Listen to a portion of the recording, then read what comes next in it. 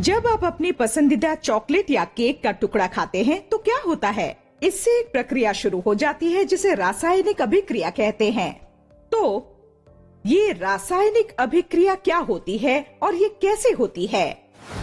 रासायनिक अभिक्रियाओं में पुराने बंधों का टूटना और नए बंधों का निर्माण शामिल होता है। सामान्यतया रासायनिक अभिक्रिया को जारी रखने के लिए ऊर्जा की आपूर्ति आवश्यक होती है। ऊर्जा की आपूर्ति विद्युत, प्रकाश या ऊष्मा के रूप में की जा सकती है। रासायनिक अभिक्रिया के दौरान विविध प्रकार के परमाणुओं का पुनर्विन्यास होता है। हमारे दैनिक जीवन में होने वाली रासायनिक अभिक्रियाओं के अनेक उदाहरण हैं, जैसे भोजन का पाचन, दूध से दही बनना तथा फलों का पकना इत्यादि। श्वसन प्रक्रिया में हमारे शरीर की वायु से प्राप्त ऑक्सीजन तथा कोशिकाओं के विभिन्न कणों के बीच अभिक्रिया होती है।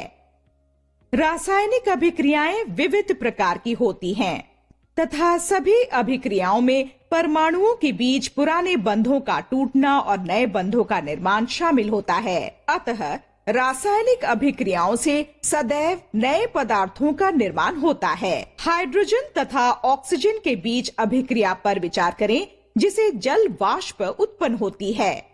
इसे निम्न प्रकार दर्शाया जाता है। 2H2 gas plus O2 gas देता है 2H2O गैस।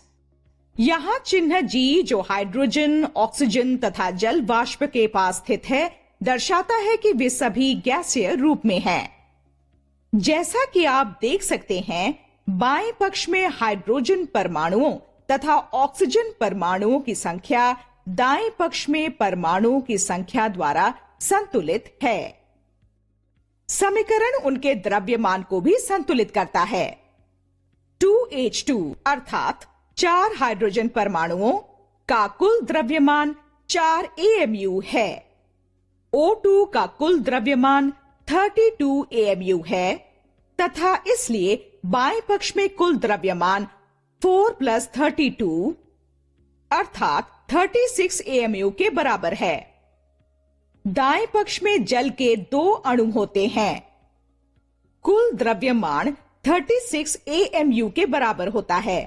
इस प्रकार यह समीकरण परमाणुओं की संख्या के साथ साथ उनके द्रव्यमान को भी संतुलित करता है। इस अभिक्रिया में ऊष्मा मुक्त होती है।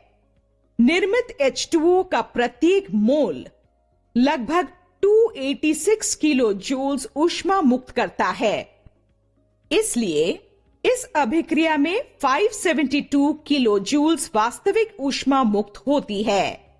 इस प्रकार हम देख सकते हैं कि रासायनिक समीकरण परमाणुओं की संख्या, उनके संगत द्रव्यमानों, अभिकारकों तथा उत्पादों की भौतिक अवस्था तथा इसमें शामिल ऊर्जा परिवर्तन की जानकारी देता है।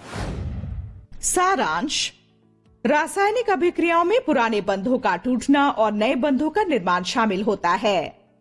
बंधों के निर्माण और उन्हें तोड़ने हेतु आवश्यक ऊर्जा की आपूर्ति विद्युत, प्रकाश तथा ऊष्मा के रूप में की जाती है। रासायनिक अभिक्रियाओं से सदैव नए पदार्थों का निर्माण होता है। रासायनिक समीकरण परमाणुओं की संख्या, उनके संगत द्रव्यमानों, अभिकारकों तथा उत्पादों की भौतिक अवस्था तथा इसमें शामिल ऊर्जा परिवर्तन की जानकारी देता है। क्या केवल रासायनिक अभिक्रियाएं ही किसी भी बंध को तोड़ने अथवा बनाने हेतु या हमारे पेट में खाना पचाने हेतु काफी होती है? कुछ अधूरा प्रतीत होता है ना? आइए पता करते हैं। Keep imbibing.